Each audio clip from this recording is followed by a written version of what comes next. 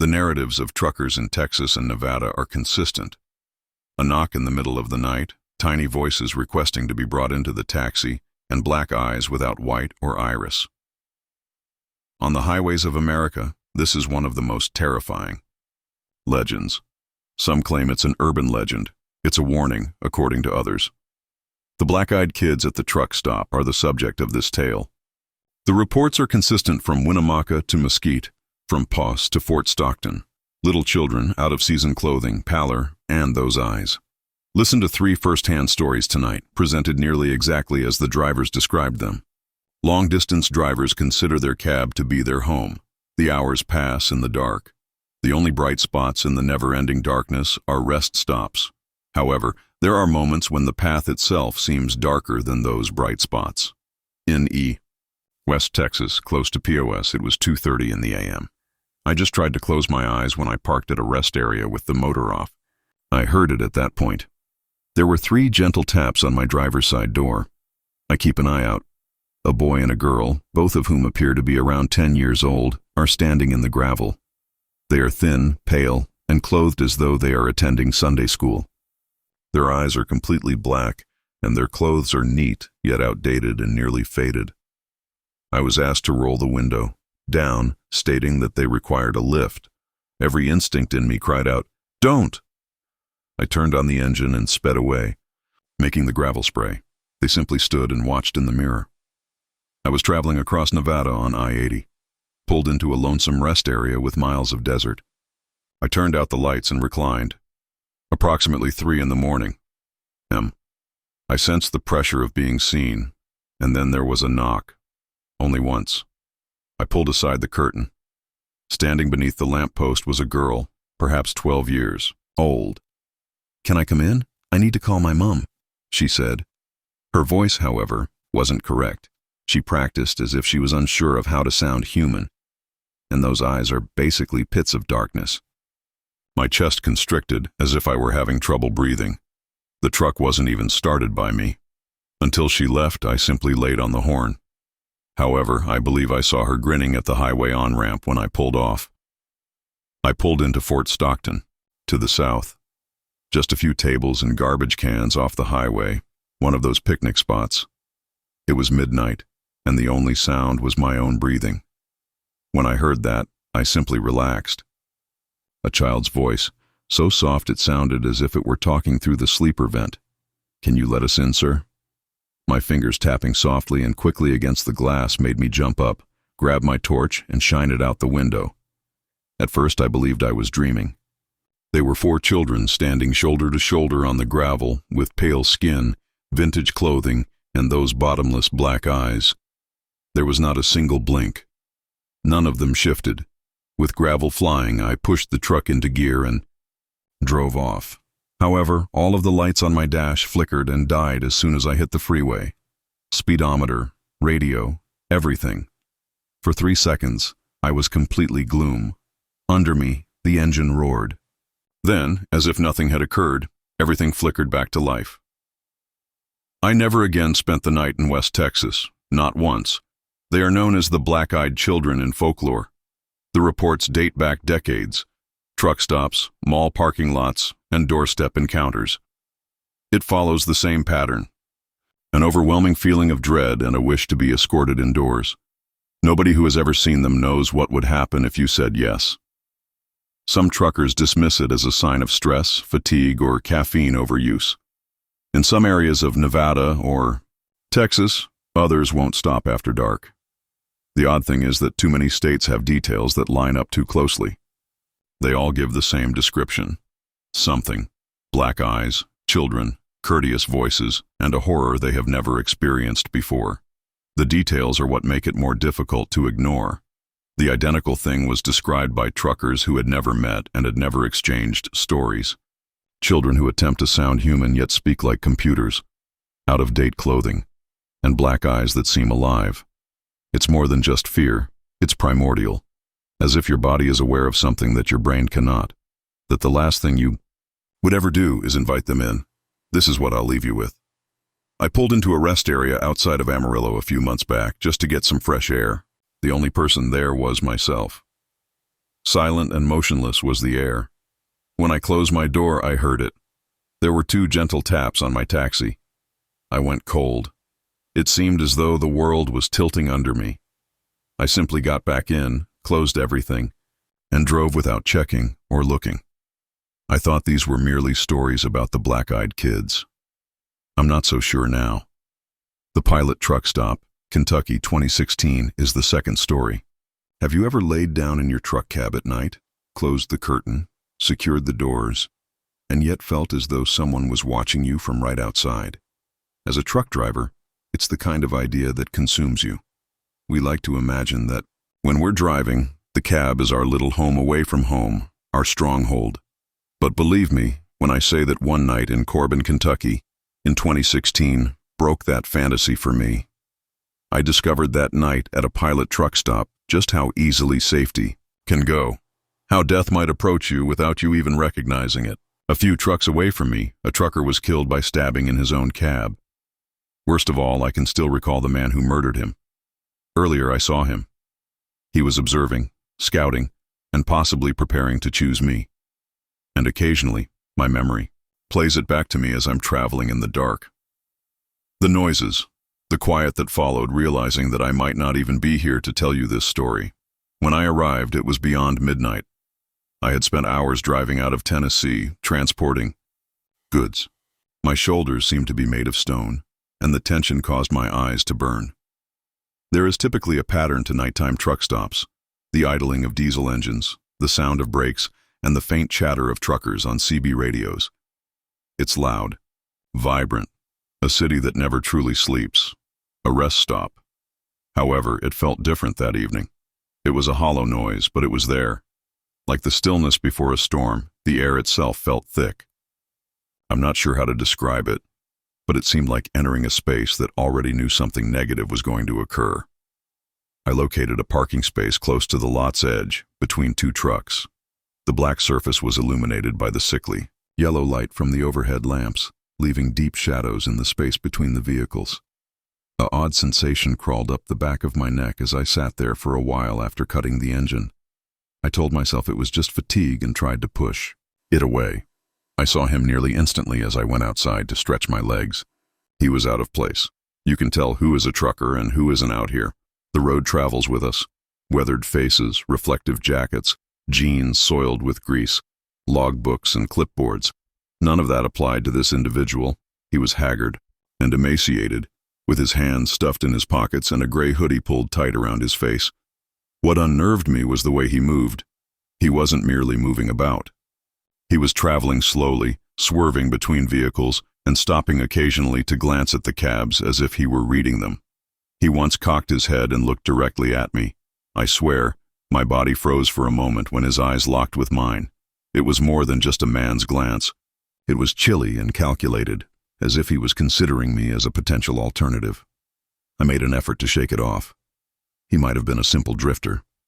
Perhaps he was searching for a cigarette or some spare change. The truck halts draw in, a variety. I entered, got a coffee, and even made an effort to strike up a conversation with the cashier, but my uneasiness persisted. He was still there, pacing, when I made my way back to my pickup. This time, I saw him leaning against a taxi window, gazing in like a man window shopping for prey, without knocking or saying anything. My heart leaped. My instincts warned me not to yell, even if it was my initial impulse.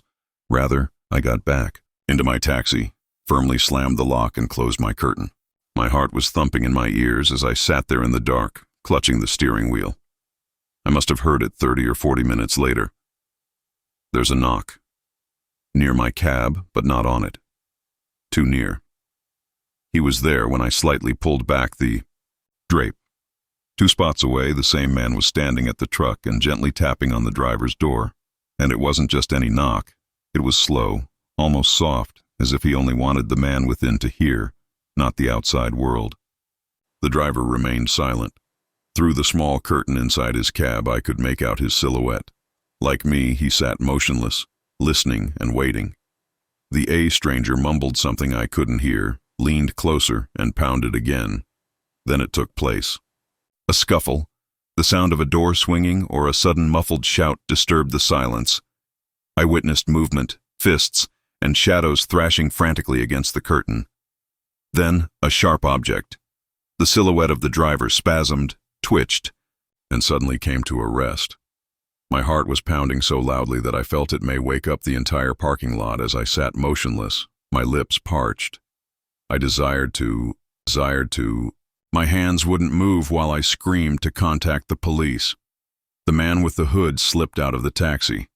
He walked calmly and slowly, as if he hadn't just killed someone. I spotted it in the golden light. His sleeve was stained with something dark. After flexing his gloved hands once, he vanished back into the darkness between the trucks. I remained motionless and breathless for a very long time. My vehicle, I was afraid, and it felt like a coffin. He would notice me if I even moved. Only the faint buzz of idle engines could be heard. The truth dawned on them in that hush. There was no longer a man in the taxi. One of us killed a truck driver while he was sleeping.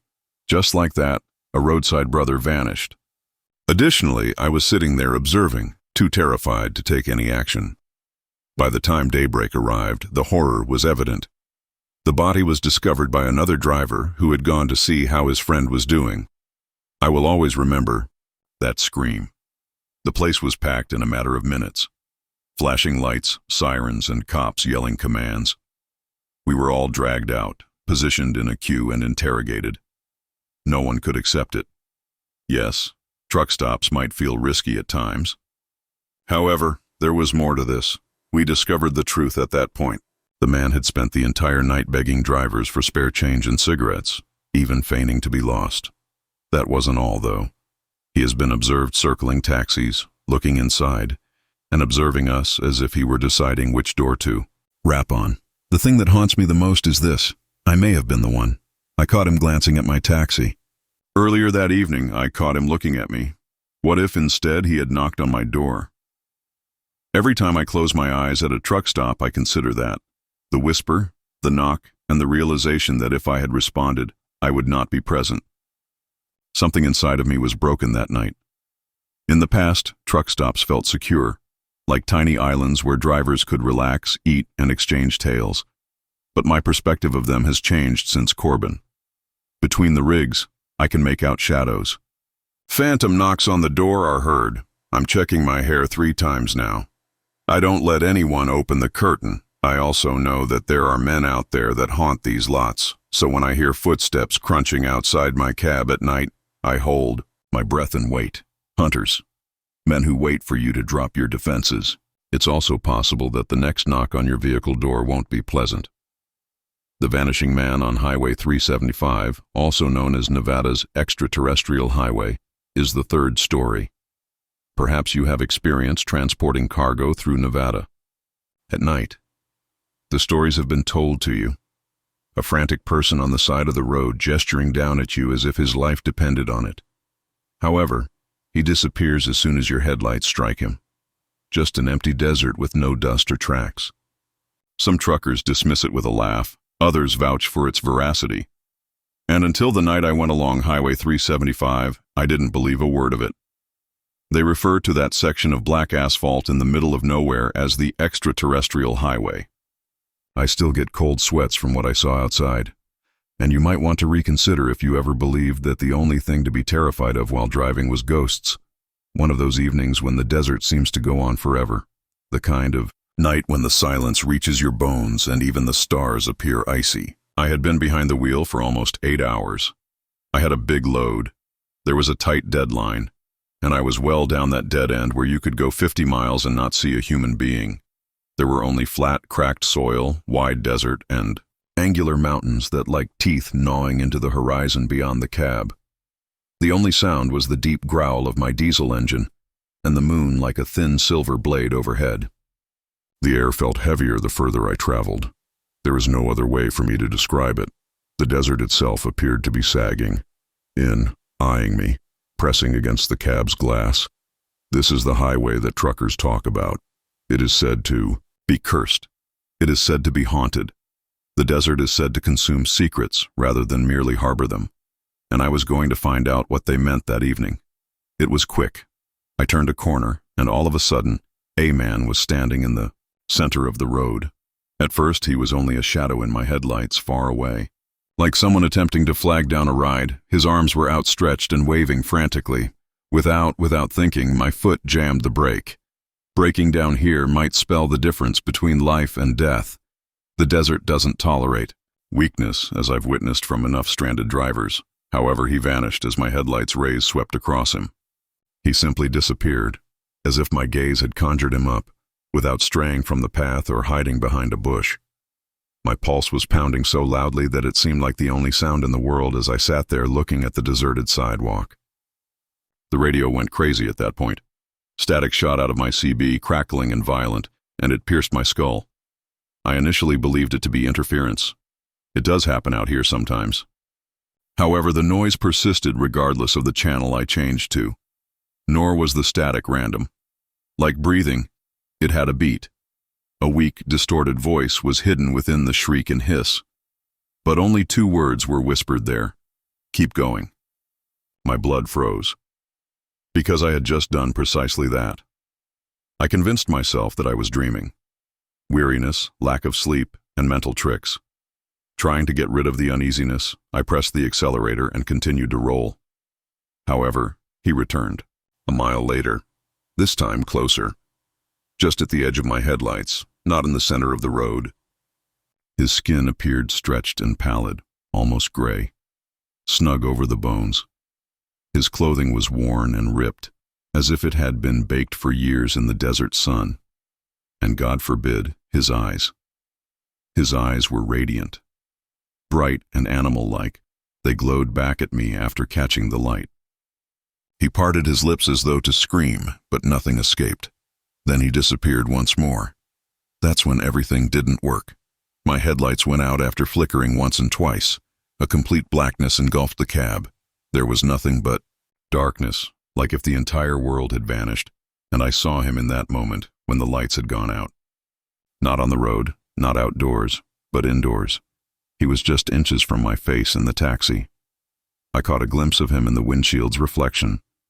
His mouth opened too wide, as though it were about to swallow me whole, and his hollow eyes burned. I pressed the brakes and screamed. The lights suddenly came roaring back to life. The fragrance persisted even after the cab was once again empty, something rancid, like old meat left out in the heat of the desert, and the dry, oppressive smell of sun-baked earth. I didn't consider it. I simply pressed the gas. I sped down Highway 375 faster than I had ever dared before as the tires screeched and the engine roared. My hands were shaking so much that I was having trouble keeping the wheel straight, and my heart was in my throat. However, I almost lost control when I looked in the side mirror. There he was, sprinting beside the truck. Not running, please. Flying. He had trouble moving his legs. Like static on a malfunctioning television, his body flickered in and out. He seemed to be fading in and out of reality as one moment was solid and the next was transparent. And he stayed up with me regardless of how quickly I pushed that rig. I could see him grinning that terrible silent smile for miles. Then all of a sudden he was gone. Then there was no sound on the radio. When I arrived at the subsequent petrol station, dawn was leaking over the horizon. I stopped, took a seat in the taxi, and simply took a deep breath. I wanted to tell myself it hadn't occurred, that it was just too many miles, too much coffee, hallucinations, or weariness. However, other drivers didn't laugh when I later told them the incident. Others gave discreet nods as if they had also noticed him. They also said the same thing to me. The disappearing man is more than a specter. He is not merely a figment of the imagination. He is not human. He is something else. Additionally, do not stop if you ever spot him on the interplanetary highway, because he doesn't always disappear once you let him close. He occasionally brings you along. Story 4. The Smoky Mountains Ghost Rider. Have you ever been traveling late at night, half sleepy, with the road going on forever, and then you look behind you, only to notice headlights blazing up behind you in the view mirror? On its own, the idea is frightening enough, but what if you looked closer and saw that the headlights belonged to a lorry speeding down the highway with no driver, I experienced just that one misty night in the Smoky Mountains. And that wasn't merely a trick of the light, I promise you. It wasn't fatigue. It was true what I witnessed on that mountain road. And ever then, whenever I've driven those routes, it has haunted me. I had a long-distance delivery to make, the sort of run that goes on far beyond midnight. It was around 2 in the morning when I finally arrived in the Smoky Mountains. It was almost deserted on the road.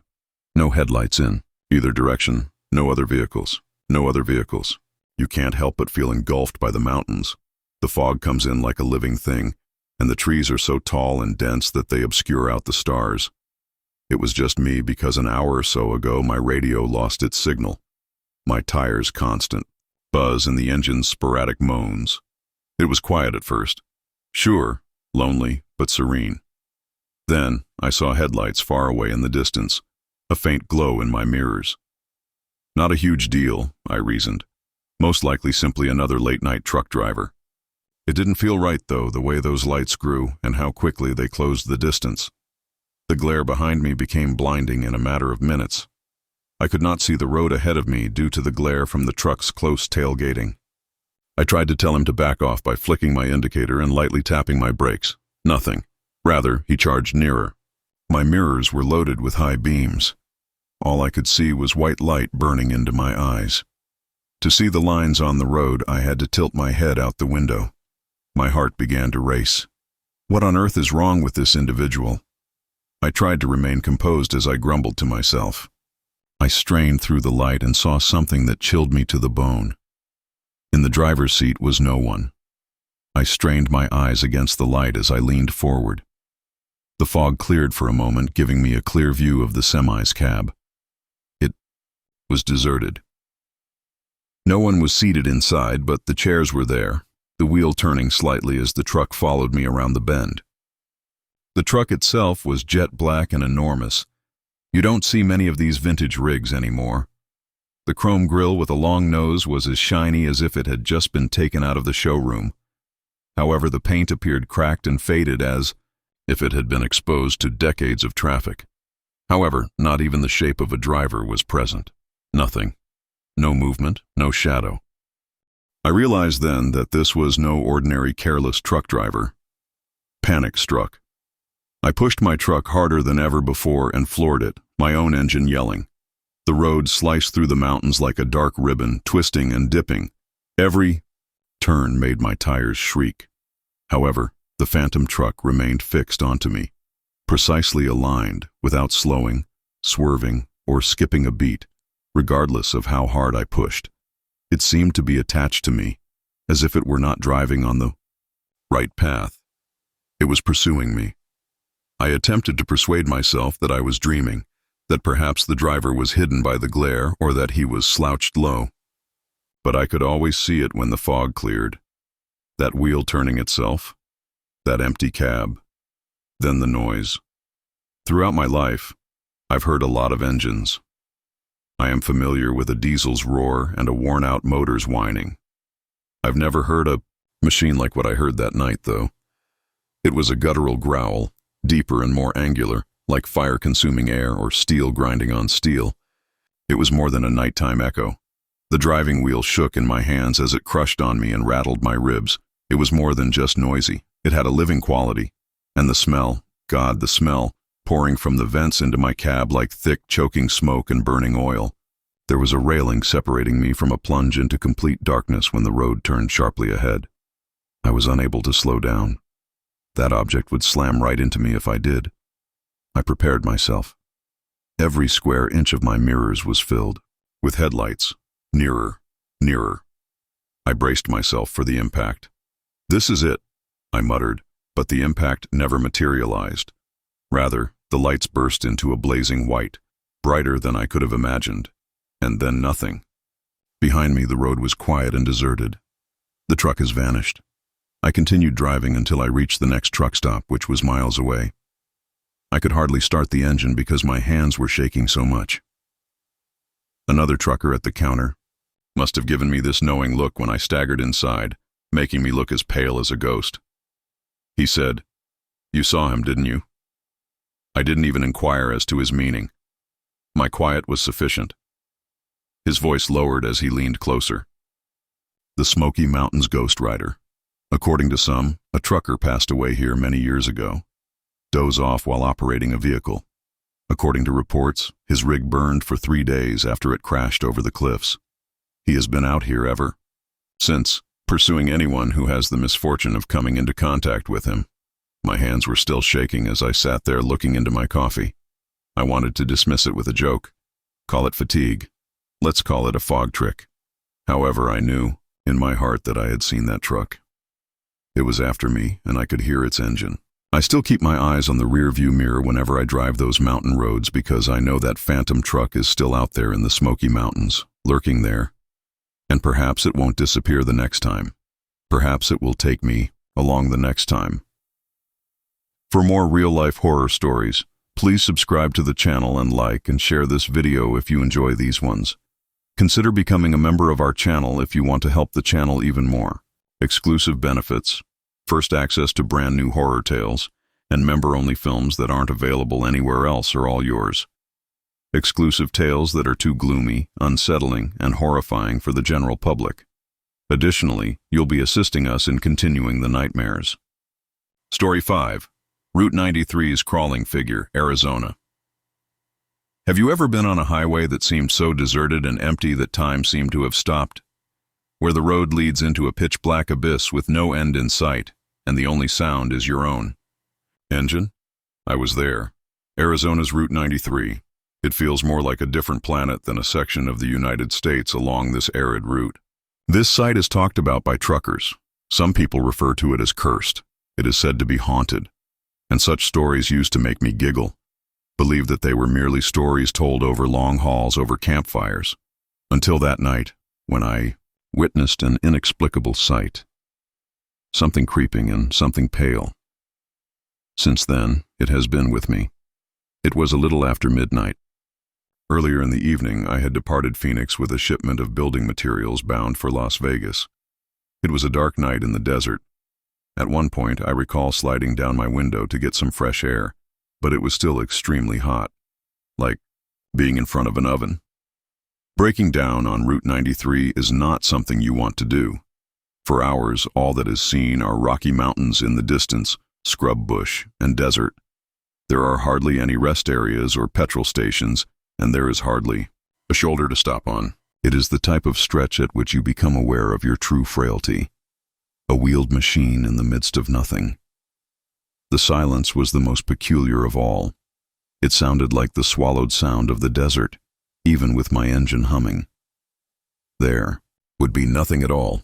No insects, no animals, no wind. And that silence grew more intense as each mile slid by, as if the entire desert were holding its breath. I was in the most desolate area of the road, halfway between Wickiup and Kingman, when I saw something up ahead. I initially believed it to be only an animal. Roadkill, a stray dog, or even a coyote. You stop questioning your headlights because you see enough odd shapes in their beam. At first, though, it moved slowly, twisting and rising from the concrete. Its shape didn't like anything I was familiar with, and I felt sick to my stomach. At the very least, it was human. Was attempting to appear human. A pale, gaunt person crawling across the tarmac like a wounded animal on its hands and knees. In contrast to the black asphalt, its skin was so white that it nearly glowed. Its limbs were too lengthy, bending and jerking with each movement, like sticks. As the figure steadily dragged itself into the middle of my lane, I tightened my hold on the wheel and leaned forward. Unaware that I was slowing down, I eased off the throttle with my foot while my headlights flooded that figure. It moved at that point, in a different way. It changed from a dragging crawl to an impossibility. Its limbs jerked into action, with joints popping out of position and elbows and knees bending excessively. It moved like a jerking spider scuttling across the road, too quick for a crawling thing. All of my instincts told me to halt, to turn, around, to do anything but keep going in its direction. However, prior to could respond, it froze in the middle of the road, motionless. Its head was bowed low, its arms bent at odd angles, and its back hunched high. I couldn't take my eyes off it, even though it was just yards away. The one thing that will plague me until the day I die was then done. Its head twisted. Not like someone peering over their shoulder, not just a quick glimpse. Before its head turned around in a full circle, its neck wrenched, bone and sinew moaning beneath the effort, and those eyes sank deep into its skull like a hollow black pit. With an inexplicable hunger, they fastened into me. The light didn't make it flinch. Remained crouching in the road, staring at me with its head twisted backwards, as if it were no longer constrained by human anatomy, without moving aside. As I applied more pressure to the petrol, I recall my heart hammering in my chest. I needed to go past it. However, as my truck got closer, it didn't take its eyes off anything. Not once. I destroyed it, charging directly at that nightmare. I half anticipated hearing the crunch of bones beneath my tires, and half anticipated the collision. However, nothing was present. I felt my blood run cold when I looked in the mirror. It was no longer in the road. It was rushing behind me, not with its limbs bent incorrectly and its back arched like a spider. It was crawling rather than dragging and sprinting on all fours like a predator. And it moved too quickly. My truck continued to move at an abnormal speed, skittering along the tarmac as I pushed 40 and then 50. Its head never turned back forward, which is far worse. Even though its body was running in the opposite way, it continued to stare at me over its shoulder. With sweaty palms, I reached for my CB radio and called out to it. "Is anyone else out there?" I was trembling when I spoke. The cab was filled with static. At last a voice broke through. "I take it you see it too?" My stomach fell as I realized that this wasn't just my nightmare, and it was all the other drivers had to say. This actually happened. Additionally, it was previously seen. I applied more pressure to the pedal. 60, 70, 80. My truck's engine strained as it roared. I briefly believed I had lost it, but then, out of the corner of my eye, I noticed movement. I was no longer behind it. It ran parallel to my cab, almost next to me. Its body slammed into the air like some famished animal, its long limbs and legs quivering. Its face was against the window on my passenger side. Staring through the glass were those soulless eyes. It had a big, shattered smile that split its thin face in two. The next couple miles I can't recall. Panic was going through my head. On the wheel. My knuckles are white. Then it vanished without warning. No movement, no sound. There was nobody on the road ahead. However, the fear persisted. Indeed, it became heavier. Because I swear, I felt it even after it vanished. As if its eyes were still on me, stalking me covertly from the dark desert. I kept thinking about it every mile I got closer to Las Vegas. And to be honest, I doubt I ever will. I arrived in Las Vegas before the sun came up. Trying to tell myself it hadn't been genuine, I parked, got out, and stood there in the early dawn. However, many truckers nodded knowingly when I spoke with them later. They had also witnessed it. The pale figure, the thing that stares when it shouldn't, the creature that crawls and then runs. So perhaps it was more than a bad dream. Perhaps Route 93 is indeed doomed. Additionally, don't slow down if you ever find yourself driving it at night and notice something pale in your headlights. Keep going. And for heaven's sake, avoid looking it in the eyes because it might follow you if you do. The Truck Stop Basement, Ohio, 2008. Chains is the sixth story. I can still hear that roar at night, sliding cold steel across a concrete flooring. What is the scariest thing I have ever experienced in all my years on the road? People ask me occasionally. I have seen wrecks, driven through blizzards, and been stranded in the middle of nowhere. But none of it compares to what I stumbled upon that night at a truck stop in rural Ohio in the summer of 2008. Something that changed me forever. Something I wish I could forget. I can still hear those voices below my feet if I close my eyes long enough, and I doubt I would be here to tell this story if I had gone down that staircase even one more time. It had been a rough day on the road, hauling freight through the Midwest, chasing the clock as usual, my back hurting from sitting, my eyes red and dry, and every muscle in my body screaming for rest. I came upon a truck stop exit I didn't recognize, the kind of place that hardly appears on a map, A dilapidated building, WW. Most drivers are aware that there are truck stops you can trust, and others you should avoid unless you're in dire need, and I was in dire need that night. I knew something wasn't right as soon as I entered the building. The smell of burnt coffee, old grease and cigarette smoke seemed to be baked into the walls. The fluorescent lights flickered and hummed overhead, their glow sickly and pale. The booths were ripped, the counters sticky. A middle-aged woman sat behind the register flipping through. It felt like I had entered a room where I didn't belong, as if everyone knew something I didn't. I ordered a coffee, sat down, and tried to unwind, but something kept bugging me. 2 truckers were sitting in the far booth, hunched close together, whispering in low voices. When I looked their way, they stopped talking, and one of them gave me a cold, sharp look before turning back. When I was done, I was just trying to stretch my legs when I noticed a door halfway in shadow past the restrooms. It was heavy, old, and looked like it belonged in a factory rather than a truck stop. My boots scuffed the floor as I approached, and my chest tightened. The silence between whispers. The way the woman at the counter never met my eyes. I told myself to turn around, but my curiosity overcame me, and I leaned closer, pressing my ear to the cold wood. At first I thought it was just the pipes, but then I froze because the sound was too distinct, too human. Then I noticed the chain, lock on the outside. It didn't make sense. Why would you lock something from the outside unless you wanted to keep it from getting out? My breath caught in my throat as I heard the faint but real clinking and dragging of chains, followed by slow, heavy footsteps that moved just beneath me. My heart pounded so loudly that I thought they would hear it, and then there were voices, low and muffled, perhaps dozens of them, but the tone was clear, begging, pleading. My skin crawled as I staggered backwards, thinking that whatever was behind that door shouldn't be there. Then the unthinkable occurred.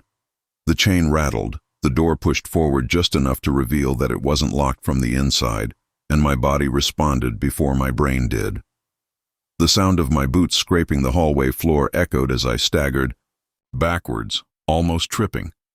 The voices abruptly stopped, and the silence that followed was worse than anything I had just heard, as if everyone was holding their breath, waiting for me to do something. I turned and ran instead. My chest was heaving, my palms were slick with sweat, but I told myself it was nothing, just a tired mind playing tricks after too many hours on the road. But deep down, I knew better. That sound, those voices, the way the door moved. I didn't stop running until I was back in my rig, locked it, and just sat there staring through the windscreen at that diner glowing faintly in the dark. By the time the following night arrived, I had convinced myself that I had to return. Perhaps I had imagined it. Perhaps I would simply find a boiler room, some pipes, something normal to calm my mind. I should have left it at that, but the road does strange things to a man's mind. You spend hours alone with your thoughts, and you start to replay things over and over. I couldn't stop thinking about that door, about the voices. When I returned, however, the diner was almost deserted. No truckers in the booth, no counterwoman, and the hallway stretched out in front of me like a throat, engulfing me in silence. My hand trembled as I reached for the knob, which turned. The chain was gone, and the door opened with a low moan. The smell hit me first. My chest tightened. My boots hovered at the edge, and then I heard it again. A whisper, but this time I swore it said my name. That was it. Stale air, mildew, sweat, and something else. Metallic, sour like blood. My stomach churned. A single light bulb hung from a wire above a staircase, casting just enough light to see the concrete steps descending into the dark. I rushed across the lot, got into my truck, and drove till the sun rose and my tank was almost empty. I didn't stop or turn around, but I could feel the weight of whatever was in my truck the entire time. I didn't care if anyone saw me, if I looked crazy. I felt as though the basement would catch me if I slowed down or stopped. A few weeks later, I saw on the news that the truck stop had been raided and that police had discovered a secret network of rooms underneath it. There were signs of trafficking, cages, and shackles on the walls, and people had been detained there for an unknown number of years. I can't stop thinking about it to this day. I wonder how many other truck stops appear, normal on the outside but conceal horrors underneath.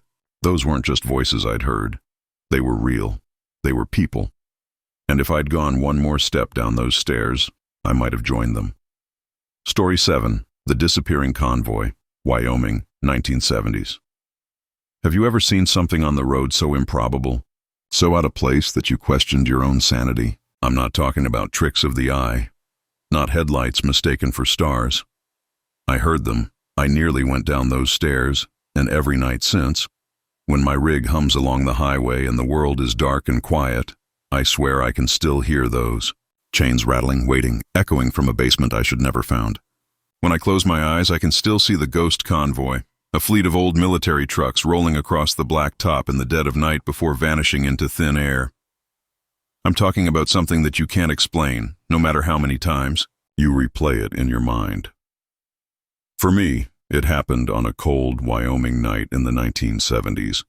A night that began like any other run and ended with me wondering whether I'd witnessed a piece of history replaying itself or something far more sinister. It was around 75 or 76. I had been hauling freight for years by then, running long stretches across the West. That night, I had a full trailer and a thermos of coffee, heading west from Cheyenne towards Rock Springs. If you haven't driven that part of Wyoming, let me paint you a picture. I can still hear the rumble, see those yellowed headlights stretching into the horizon, and worst of all, feel that icy chill that crept into my cab the moment they passed me. There are no towns or billboards, just a cold desert wind and the sound of your own engine to keep you company. The moon was thin, barely a sliver, and the sky was clear enough to see every star. The CB radio was dead quiet, static, humming softly. It's a lonely country, the kind that gets inside your bones. You can travel miles without seeing a soul, just mile markers and a ribbon of asphalt cutting through empty plains. Headlights lined up across the horizon, and I thought, the world feels too still, like the entire state has gone to sleep and left me behind. At first I thought it was a convoy of cattle haulers, possibly some rigs hauling out of Texas, but something about it didn't sit right. The lights weren't bright like halogens or sealed beams, but rather dim, faint. My stomach knotted as I closed the gap because these weren't even close to modern rigs. They looked ancient, like heavy boxy shapes from another era, with olive, drab paint, canvas tops stretched over wooden frames, and white surfaces. They looked like old bulbs you'd find in a warehouse, the kind that flicker before they burn out. What in God's name were a dozen World War II trucks doing out on a Wyoming highway in the middle of the night in the mid-70s? Their engines also had a different sound, not the familiar diesel growl of a Peterbilt or Kenworth. Stars stank on the doors.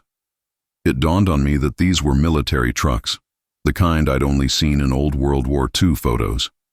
I let off the accelerator, pulled to the right lane, and let them come up alongside me. The strangest thing was that they moved too perfectly, like a rolling thunder that shook the pavement itself. Every truck was in formation, bumper to bumper, like they were marching down the highway with no one lagging behind or speeding up. The cab shook as the first truck passed, and the air felt suddenly colder, as if I had opened a freezer door. I looked into the back of each truck, expecting to see supplies, crates, or something, but each one was empty, with the beds bare, the canvas tops flapping in the wind, and then the drivers. At first I thought it was difficult to see their faces because of the darkness. As more trucks went by, though, I realized the truth. There were no faces, only black silhouettes clutching the wheels, their heads jerking mechanically as the trucks rolled by. The hairs on the back of my neck stood on end, and I tightened my grip on the wheel, my knuckles white, because my instinct told me not to look too long. Keep them from noticing you. I had a clear view of the highway, flat and straight, for miles. One moment the convoy filled the road, and the next there was nothing but empty tarmac stretching endlessly into the night. They stretched out ahead of me, a snake of dim yellow lights vanishing into the darkness. Then, suddenly, they were gone. There were no turnoffs, exits, or dirt roads leading away. My heart was racing when I slammed my brakes. The only sound was My own rig idling against the silence. There was not even dust or a tail light. It was as if they had been erased. I sat there for minutes, staring at the emptiness ahead, and the longer I sat, the more incorrect it felt. The air felt too heavy, too still, as if the night itself were holding its breath. A couple of truckers were already there, sitting at a booth, sipping coffee. They were rough-looking old boys, the kind who'd seen everything. One of them looked at me and grinned. "You look like you seen a ghost." I continued to shake until I reached the next truck stop near Rollins, where I parked under the buzzing fluorescent lights, got my thermos, and staggered inside. The other one leaned forward and inquired, rather casually, before I could respond. "Did you pass the convoy? It happens out here occasionally. Some people refer to it as the Phantom Fleet, and we've all seen it once or twice." I inquired what it was, and they nodded at each other when I remained silent. The third theory chilled me the most. One leaned close and whispered, "Maybe they're not from our time at all." Neither of them had an explanation, but one swore it was a group of soldiers who died in a training exercise, while another said it was the army moving equipment in secret while hiding their tracks with lies. They can be trapped in theirs. That was about half a century ago. Every time I drive through Wyoming, I still think about it. On occasion, when the highway is deserted and the night is too quiet, I'll catch myself turning down the CB and straining my ears, because I swear I can still hear the low rumble of those old engines echoing across the plains. On occasion, just occasionally, I'll look in the mirror and swear I see a faint yellow glow behind me, headlights that are too steady, too perfect, and too dim to be modern. If you ever find yourself on that stretch of Wyoming highway and you see a line of old military trucks drifting out of the darkness, don't blink, don't follow. That's why I've never tried to chase them, never dared. Whatever that convoy is, it's not meant to be followed, not meant to be touched. It's out there, rolling endlessly through the night, trapped between this world and the next. Story 8. The Sobbing Woman of the I-10 Rest Area. Have you ever heard someone crying when you knew you were completely alone? It wasn't a faint sound, in the distance or a trick of your imagination. It was real, close enough that you felt like your hand might brush against the person sobbing if you reached out. I know I did, and it wasn't in a haunted house, an abandoned asylum, or a graveyard at midnight. I've been a truck driver for almost 20 years, and I can tell you that you see strange things out on the road. Shadows darting across highways, figures walking along desolate stretches of interstate, strange lights out in the desert that no one can explain. But that night, I had been driving for almost 12 hours, weaving through the desert. I'll never forget that night because what happened to me after that has haunted me in ways I still can't explain. It was around 2:00 in the morning, dead quiet, just me. My back hurt and my eyes burned. I knew I needed to rest before I made a mistake on the road, so I took the exit when I saw a faded-away sign for a rest area. The place was small, nothing but a cracked lot, a couple of lonely vending machines glowing with a sickly fluorescent light, and a restroom building that looked like it hadn't been cleaned since the 1980s. Truck and the desert night. I parked, turned off the engine, and sat for a while in the quiet. Usually quiet is soothing after a long drive, but that night it felt oppressive. I leaned back, closed my eyes, and let myself drift.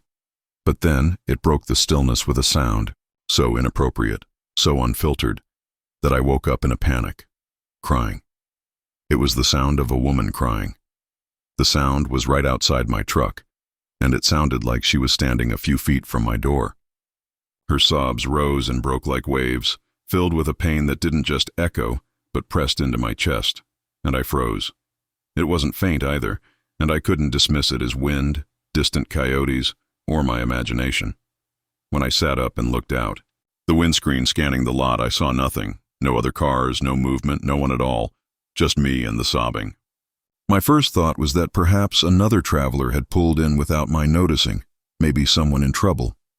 My instinct told me to stay in the cab, lock the doors, and wait it out. Despite my better judgment, I grabbed my torch from the console, unlatched the door, and stepped out into the cool desert night.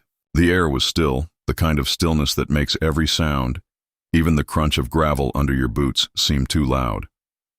I swept the beam across the lot, but nothing came up. I'm not sure if this was habit, duty, or just plain stupidity. My stomach tensed. The hair on the back of my neck pricked. The vending machines hummed softly. The bathroom doors closed tightly, but the sobbing continued, as if it were circling me. 1 second behind me, the next to my left, then in front again. I had been in perilous situations before. However, this was different. I could see that there was no danger, but there was something more, something I couldn't explain. I convinced myself that it must have come from the toilet, that perhaps someone was hurt or imprisoned in there, and I moved towards the building, each step feeling heavier than the one before. With each step I took, the sobbing became louder.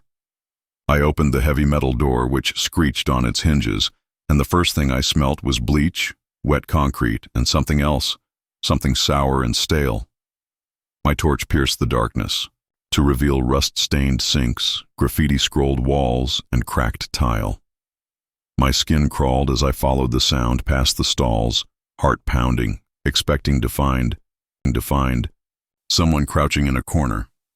However, when I got to the last stall, I swung the door open and saw that the bathroom was empty, with only the echo of sobbing bouncing from wall to wall without any source. I said to myself in the bathroom, echo, wind, pipes, just an echo. Anything to explain it. I quickly crossed the lot again, got into my taxi, and shut the doors. I sat there clutching the wheel, listening to the buzz of silence. And for a second I believed it was finished, until the wailing began again. But this time it wasn't outside. I heard a woman's broken, muffled cries behind my seat in my taxi. I whirled around, torch trembling in my hand, and lighted up the small sleeping area behind me, which was empty. Then the wailing moved directly to my ear, so near that I felt warm air brush against my neck. My tires screamed against the gravel, headlights slicing through the black desert night, but the crying followed me, filling the cab with a woman's voice that broke into full hysterics, echoing around me until I thought my skull would split. Then I heard it, a whisper that was broken and trembling. Help me. I lost it. I slammed the keys, fired the engine, and floored it out of that rest stop like the devil was chasing me. The sobs weren't in my ears. They were in my head. I yelled, pleaded with it to stop, and covered my ears, but it didn't make a difference. Then, as abruptly as it started, there was stillness. The air seemed hollow, as if all the sounds had been sucked out. I dared to breathe again, and my hold on the boom wheel relaxed. When I peered in my side mirror, I saw her sitting in the sleeper, a woman in a ripped white dress, her head down, her black hair cascading across her face, and slowly she raised her head. My heart slowed, and I thought maybe this was finally over. Her eyes were empty, black and hollow, and when I blinked once, she was gone. Since that night, I have heard rumors about the sobbing woman from other truckers, some of whom claim she was a hitchhiker who was killed and abandoned in the desert. Story 9. The Body in the Sleeping Cab, Kansas, 2003. Ever wonder what it would be like to wake up in the middle of nowhere and realize you're not alone? Back in 2003, I pulled into a truck stop in Kansas for the night. What I know is that if you ever find yourself alone on E10 late at night and you hear crying at a rest stop, don't get out. You might not be allowed to leave if you do, and if you're unlucky, she might follow you home. The truck stop was mostly deserted, save for a few rigs scattered in the darkness, and it was late, maybe close to midnight, when I pulled off the interstate. It was just another ordinary haul, but before the sun rose, I would stumble into one of the most horrific scenes of my life, and I still don't know if what I saw that night was real or something much, much worse. Nothing out of the ordinary, so I parked next to one with its curtains drawn. I killed the engine, got into my sleeper, and tried to unwind, but there was something heavy in the air that night, as if the silence was alive. I heard it somewhere between falling asleep and waking up. A dull thump, like metal on metal, followed by soft footsteps, which I assumed might have been another driver stretching his legs, but the sound persisted. Curiosity always triumphs, don't you think? I pushed the curtain back just enough to peer outside and saw it, a tall, dark figure sneaking between the trailers, circling the rigs slowly, carefully, almost as if it was observing. I closed the curtain, held my breath, and told myself it was just another driver, but I knew deep down that it wasn't. Then came the sound I'll never forget. A muffled cry cut short, coming from the rig next to mine. It wasn't moving like a normal person. It glided too fast, too smooth, and the hair on the back of my neck stood straight up. I wanted to think I was just tired, that I had imagined it, but something inside me told me I had to look. So I climbed out of my cab, every nerve in my body tingling. I sat there silently, staring at the wall of my sleeper, waiting for something, anything, and then nothing, just the groan of the wind across the plains. I walked up to the truck next to mine, my boots echoing on the pavement, and the sleeper curtains were half open. I didn't want to look inside, but something drew me in, and when I did, I wished I hadn't. The driver was slumped back, eyes wide, open and blood pooling on the mattress underneath him. The lot felt wrong, too quiet, too still. I swear it wasn't simply a man, since his throat was slashed clean, and he appeared to have been frozen mid-scream. My stomach fell, and I staggered back, almost falling, when I noticed movement once again, just beyond the rigs. It was too tall, and too thin, and its head tilted as if it were studying me. I wanted to scream, but my voice got stuck in my throat, so I just backed up and ran for my truck. I must have called 911 in a panic, because the next thing I knew, the lot was filled with red and blue lights, and police officers rushed to the scene saying that the poor guy had simply been in the wrong place at the wrong time and that it was a robbery gone wrong. However, none of them would I drove away before dawn, hands gripping the wheel so tightly that they hurt. But the entire time I felt the weight of invisible eyes watching me from the mirrors, as if that shadow had hitched a ride and was following me down the empty Kansas. They didn't notice the shadow, and when I tried to explain it, they just gave me that look. Highway.